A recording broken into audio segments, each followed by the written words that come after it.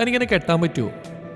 ദിവ്യയുടെ പെട്ടെന്നുള്ള ചോദ്യം കേട്ടപ്പോൾ പാർക്കിൽ അങ്ങേമൂലിൽ കൂടി നടന്നു വരുന്ന മഞ്ഞ ടീഷർട്ട് ഇട്ട പെണ്ണിൽ നിന്ന് പെട്ടെന്ന് നോട്ടം മാറ്റി ദിവ്യയെ നോക്കി. എന്തോന്ന്? ദിവ്യയുടെ പെട്ടെന്നുള്ള ചോദ്യം കേട്ടിട്ടാണോ മഞ്ഞ ടീഷർട്ടുകാരി തുറിച്ച് നോക്കിയതുകൊണ്ടാണോ എന്നറിയില്ല, പെട്ടെന്നൊരു വിക്കൽ വന്നു. തനിക്കെന്നെ കെട്ടാൻ പറ്റുമോന്ന് ദിവ്യ പല്ല് കടിച്ചു പിടിച്ച് പറഞ്ഞ് ദേഷ്യം കൊണ്ടാണോ എന്നറിയില്ലെങ്കിലും മുന്നിൽ കൂടി നടന്നുപോയ ചേച്ചിക്ക് എന്തോ മനസ്സിലായതുപോലെ എന്നെ നോക്കി ചിരിക്കുന്നുണ്ടായിരുന്നു. താൻ ഇന്നിങ്ങനെ കണ്ട പെണ്ണുകളെ വായി നോക്കി നടന്നോ? അത് പറഞ്ഞ് ദിവ്യ പുറത്തിനൊരു ഇടി തരുമ്പോഴും എന്നെ നോക്കി ചിരിച്ച ചേച്ചിക്ക് പകരം ചിരി കൊടുക്കുന്ന തിരക്കിലായിരുന്നു ഞാൻ. ഓഫീസിലെ പോലെ ഇവിടെ വന്നിരുന്ന അടിയാണ് രണ്ടാളും. അതും ചോദിച്ചുകൊണ്ട് ലക്ഷ്മി ചേച്ചിയും മിനി ചേച്ചിയും കയ്യിൽ ഐസ്ക്രീമുമായി അടുത്തെത്തി. അവരുടെ കയ്യിൽ നിന്ന് ഐസ്ക്രീം വാങ്ങുമ്പോഴും ഇടയ്ക്ക് ദിവ്യയെ ഇടം കണ്ടിട്ട് നോക്കി. ആ മുഖത്തെ പതിവില്ലാത്ത ദേഷ്യം എന്നെ പിന്നെ ആശയക്കുഴപ്പത്തിലാക്കി. ഓഫീസിലെ സ്റ്റാഫ് എല്ലാവരും കൂടി ചില സായാഹ്നങ്ങളിൽ ഇതുപോലെ പാർക്കിൽ പോയി ഇരിക്കാറുണ്ട്. ഓസിന് വായ്നോട്ടോ ഐസ്ക്രീമുമാണ് നമ്മുടെ ലക്ഷ്യമെങ്കിലും ദിവ്യയുടെ ആ ചോദ്യത്തോടാകെ ടെൻഷനായി. നീ എന്താ ഇന്ന് പെട്ടെന്ന് ഐസ്ക്രീം തിന്നുന്നത്? അല്ലെങ്കിൽ അവസാനം വരെ അതും പിടിച്ചിരിക്കുന്നതാണല്ലോ. മിനി ചേച്ചി അത് ചോദിക്കുമ്പോഴേക്കും ഞാൻ ഐസ്ക്രീം തിന്നു കഴിഞ്ഞിരുന്നു. അതെ, ചേച്ചിമാരെല്ലാം കൂടി ഇവിടെ ഇരുന്നു, എനിക്കിന്ന് പെട്ടെന്ന് പോകണം. അത് പറഞ്ഞ് ഞാൻ എഴുന്നേൽക്കുമ്പോഴേക്കും രണ്ടുപേരും എന്നെ സംശയത്തോടെ നോക്കി. എന്തോ കള്ളത്തരുണ്ടല്ലോടാ, അതോ ഏതെങ്കിലും പെണ്ണുങ്ങളുടെ പുറകെ പോകാനാണോ? ലക്ഷ്മി ചേച്ചിയുടെ ചോദ്യം വന്നപ്പോൾ ഞാനൊന്ന് ചിരിച്ചു. ഏയ്, ഞാനിപ്പോൾ നന്നായി ചേച്ചി, ഇതെനിക്കൊരു ഫ്രണ്ടിനെ കാണാനുണ്ട്, ഞാനത് ഇപ്പോഴും ഓർത്ത്. അത് പറഞ്ഞ് പെട്ടെന്ന് നടക്കുമ്പോൾ ഞാൻ ദിവ്യയെ തിരിഞ്ഞു നോക്കി. ആളുടെ മുഖം അപ്പോഴും ചുവന്ന് തൊടുത്തിരിക്കുകയാണ്. കിട്ടിയ ബസ്സിൽ ചാടി കയറി ഇരിക്കുമ്പോഴും ചെവിയിൽ ദിവ്യ ചോദിച്ച ചോദ്യം മുഴങ്ങി കേട്ടുകൊണ്ടേയിരുന്നു. ഇനിയിപ്പോൾ എൻ്റെ വായ്നോട്ടം കണ്ടിട്ട് ചോദിച്ചാണോ, അതോ ഇനി സീരിയസ് ആണോ?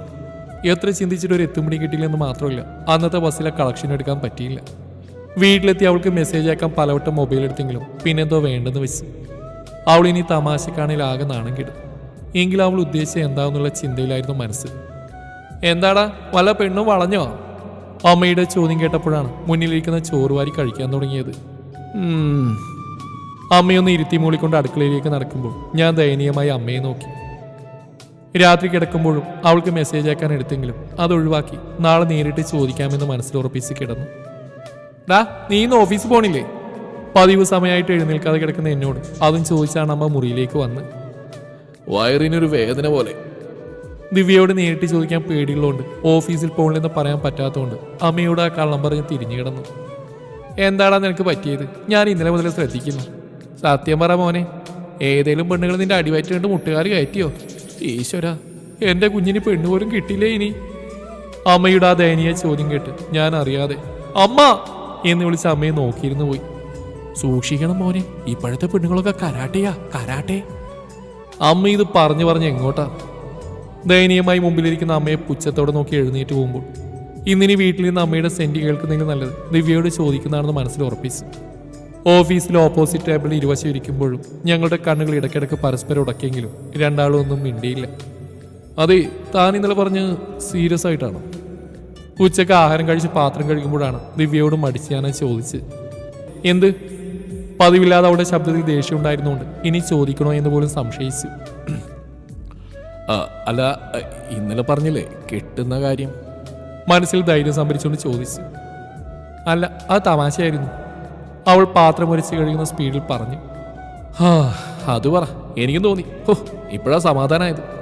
ഞാൻ ചിരിച്ചുകൊണ്ട് അവളുടെ മുഖത്ത് നോക്കുമ്പോൾ ഇന്നലത്തേതുപോലെ ആ മുഖം ദേഷ്യം കൊണ്ട് ചുവന്നിരുന്നു. ഇമാതിരി പൊട്ടൻ. വായ കൊണ്ട് വെള്ളം നീട്ടി തുപ്പി അവൾ പറയുമ്പോൾ മനസ്സ് പിന്നെയും കൺഫ്യൂഷൻ അടിച്ചു. സത്യത്തിൽ അവൾ സീരിയസ് ആണ്? അതൊന്നുകൂടി ചോദിക്കും മുമ്പേ അവൾ നടന്നുപോയിരുന്നു. അതെ, എനിക്കും സമ്മതം നിന്നെ കെട്ടാൻ. വൈകുന്നേരം ബസ് സ്റ്റോപ്പിൽ നിൽക്കുമ്പോഴാണ് ദിവ്യയോടത് പറഞ്ഞത്. എന്നാലേ അമ്മയെ കൊണ്ട് വീട്ടിലേക്ക് വന്ന് പെണ്ണിയോദിക്കും, അല്ല പുറകെ ഒളിപ്പിക്കാനൊന്നും എന്നെ കിട്ടില്ല. മുഖത്തൊരു ഭാവവ്യത്യാസമില്ലാതെ അവളുടെ മറുപടി കേട്ടപ്പോൾ അവൾക്കിനി എന്നെ കൊന്ന് തിന്നാനാണോ എന്ന് എനിക്ക് ഡൗട്ട് അടിച്ചു. നാളെ ഞായറാഴ്ചയല്ലേ, ഞാൻ അമ്മയും കൂട്ടി വരാം. ഞാനത് പറഞ്ഞതും അവളുടെ ബസ് വന്നു. ഒന്നും മിണ്ടാതെ കയറിപ്പോന്ന് അവളെ നോക്കി അല്പനേരം നിന്നു. ഇതിപ്പോ സമ്മതാണോ അല്ലയോ എന്നൊന്നും മനസ്സിലാവുന്നില്ലല്ലോ. എടാ, ഒരു പെണ്ണ് വന്ന് ഇങ്ങോട്ട് പറയുന്നെങ്കിൽ അത് തമാശക്കായിരിക്കില്ല. എന്തായാലും നാളെ നമുക്ക് അവിടെ വരെ ഒന്ന് പോവാം. കാര്യം വീട്ടിലാതിരിപ്പിച്ചപ്പോൾ അമ്മ ഹാപ്പിയാണെങ്കിലും എൻ്റെ മനസ്സിൽ അപ്പോഴും കുറേ സംശയങ്ങൾ ഉണ്ടായിരുന്നു. എന്നാലും അമ്മ പറഞ്ഞ പോലെ രാവിലെ പോവാൻ തന്നെ തീരുമാനിച്ചു. എൻ്റെ മോനെ, നമുക്ക് വല്ല ഓട്ടോയിലും പോയാൽ പോരെ? ഈ ബൈക്ക് അവിടെ ചെന്നിട്ട് സ്റ്റാർട്ടായില്ലെങ്കിൽ ആകെ നാണക്കേടാവും. രാവിലെ മുതലേ ബൈക്കിൻ്റെ കിക്കറടി തുടങ്ങി എന്നോട് അമ്മ പറയുമ്പോഴും കിക്കറടി തുറന്നുകൊണ്ടിരുന്നു. High, negative അടിക്കില്ലമ്മേ. വണ്ടി സ്റ്റാർട്ടായ സന്തോഷത്തിൽ അമ്മയോട് പറയുമ്പോഴേക്കും അമ്മ പുറകിൽ കയറിയിരുന്നു. ദിവ്യയുടെ വീട്ടിലെത്തി ബെല്ലടിച്ച് ഞാനും അമ്മയും മുഖത്തോട് മുഖം നോക്കി നിന്നു. ഇനി എന്താവുമോ എന്നുള്ള ടെൻഷനായിരുന്നു എനിക്കെങ്കിൽ മോന്റെ കല്യാണം എങ്ങനെയെങ്കിലും നടക്കണേ എന്നായിരുന്നു അമ്മയുടെ മനസ്സിൽ.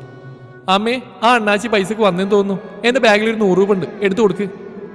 ആദ്യം ബെല്ലടിച്ച് അനക്കമില്ലായിരുന്നപ്പോൾ രണ്ടാമതും ബെല്ലടിച്ച് കഴിഞ്ഞപ്പോഴാണ് ഉള്ളിൽ നിന്ന് ദിവ്യയുടെ ശബ്ദം കേട്ടത്. ഞാൻ അമ്മയോട് പറഞ്ഞിട്ടുള്ള അങ്ങനത്തെ കയ്യിൽ നിന്നൊന്നും വാങ്ങരുതെന്ന്. ഒരു നൈറ്റി വാങ്ങി 2 ഇടക്ക് കഴിഞ്ഞപ്പോഴേക്കും അതിന്റെ നിറവും പോയി. ദിവ്യയുടെ ശബ്ദം വീണ്ടും കേട്ടപ്പോൾ അമ്മ ചിരി പുറത്തേക്ക് വരാതിരിക്കാൻ ശ്രമിച്ചുകൊണ്ട് എന്നെ നോക്കി. ഞാനും ഏതാണ്ട് അതേ അവസ്ഥയിലായിരുന്നു. ആരാ മനസ്സിലായില്ല? അണ്ണാച്ചിയെ പ്രതീക്ഷിച്ച് വാതിൽ തുറന്ന് ദിവ്യയുടെ അമ്മ ഞങ്ങളെ കണ്ടപ്പോൾ സംശയത്തോടെ ചോദിച്ചു. ദിവ്യയില്ലേ? ഞങ്ങൾ മോളെ കാണാൻ വന്നതാ. ഞാനെന്തെങ്കിലും പറയും മുന്നേ അമ്മ കയറി പറഞ്ഞു. ദിവ്യയെ നിന്നെ കാണാനാ? അവർ ഞങ്ങൾ അകത്തേക്ക് ക്ഷണിച്ചുകൊണ്ട് ഉള്ളിലേക്ക് വിളിച്ച് പറഞ്ഞു. ഇനിയിപ്പോ അങ്ങേരെ ദർശനം കിട്ടാതെ പോവില്ലേ? കയ്യിലെ വെള്ളം നൈറ്റിയിൽ തന്നെ തുടച്ച് നൈറ്റി ഇടുപ്പിൽ തിരികെ ഉമ്മറത്തേക്ക് വന്ന ദിവ്യ എന്നെ അമ്മയും കണ്ടൊന്ന് പരിങ്ങി. മെല്ലെ ഇടുപ്പിൽ കുത്തിയിരുന്ന നൈറ്റി നേരെയാക്കി ചിരിച്ചുകൊണ്ട് നിന്നു. ഇങ്ങനെയാണോ മോളെ പെണ്ണ് കാണാൻ നിൽക്കുന്നത്? അമ്മ ചിരിച്ചുകൊണ്ട് ചോദിക്കുമ്പോൾ ഞാൻ ദിവ്യയെ നോക്കി ചിരിച്ചു. ദിവ്യ പുറകിലേക്ക് മാറുമ്പോൾ അവിടെ അമ്മയെ സംശയത്തോടെ ഉള്ളിലേക്ക് കയറിപ്പോയി. അമ്മേ, അവർക്കൊരു സർപ്രൈസായി തോന്നുന്നു അല്ലേ? ഞാൻ അമ്മയോട് പറയുമ്പോൾ അമ്മേനെ രൂക്ഷമായി നോക്കി. എനിക്കൊരു സംശയമുണ്ടടാ, അവൾ നിന്നെ കളിയാക്കാൻ പറഞ്ഞതാണോ എന്ന്. അമ്മയുടെ വായിന്ന് അതുകൂടി കേട്ടതോടെ മറ്റെല്ലാ പെണ്ണുകാണൽ പോലെ ഇതും തേഞ്ഞെന്ന് ഉറപ്പിച്ചു. ഞാൻ തമാശക്ക് പറഞ്ഞൊന്നല്ല. അതും പറഞ്ഞാണ് ദിവ്യ ചായയുമായി വന്ന്. എന്തായാലും മോളെ, എനിക്ക് നിന്നെ ഇഷ്ടമായി. ബാക്കി ഇനി നിങ്ങൾ സംസാരിച്ചൊരു തീരുമാനത്തിൽ എത്തിക്കാം. അത് പറഞ്ഞമ്മ ഞങ്ങൾ രണ്ടുപേരെയും മാറി മാറി നോക്കുമ്പോൾ അതുവരെ കാണാത്തൊരു നോട്ടം ദിവ്യയിൽ കണ്ടു. എൻ്റെ പൊന്നു മോളെ, ഇവന് 2 ദിവസം കൊണ്ട് സംശയം. മോള് കളിയാക്കി ചോദിച്ചാണോ? ഇവനെ പോലെ ആയിരുന്നു ഇവൻ്റെ അച്ഛനുമേ. എന്തേലും മനസ്സിലാണെങ്കിൽ നമ്മൾ വിശദീകരിച്ച് പറഞ്ഞു കൊടുക്കണം. അങ്ങേരും കുറേ എൻ്റെ പുറകെ നടന്നു. എന്നാലോ വായി തുറന്ന് ചോദിക്കാൻ പേടിയും. ഒരു ദിവസം ഞാൻ അങ്ങോട്ട് കയറി ചോദിച്ചു, തനിക്ക് എന്നെ കെട്ടാമോടോന്ന്. അന്ന് അങ്ങേര് വിയർത്തത് ഇന്ന് ഓർമ്മയിലുണ്ട്. അമ്മ അത് പറഞ്ഞ് ചിരിക്കുമ്പോൾ ഞാനൊഴികെ എല്ലാവരും ചിരിച്ചു. അല്ലേലും ഒരാണിൻ്റെ പേടി മറ്റൊരാണിനല്ലേ മനസ്സിലാവുള്ളൂ. ഇവിടെ അതുപോലെയൊക്കെ തന്നെയാണ്. ദിവ്യ അത് പറയുമ്പോൾ അമ്മേൻ്റെ തോളിൽ തട്ടി. നിങ്ങളാണ് മക്കളെ ജീവിക്കേണ്ടത്. ഇനി നിങ്ങൾ ആലോചിച്ചൊരു തീരുമാനത്തിൽ എത്തിക്കുക. അത് പറഞ്ഞ് ഞങ്ങൾ ഇറങ്ങുമ്പോൾ പതിവ് പോലെ ബൈക്ക് പണി തന്നു. ഞാൻ ദയനീയമായി അമ്മയെ നോക്കി.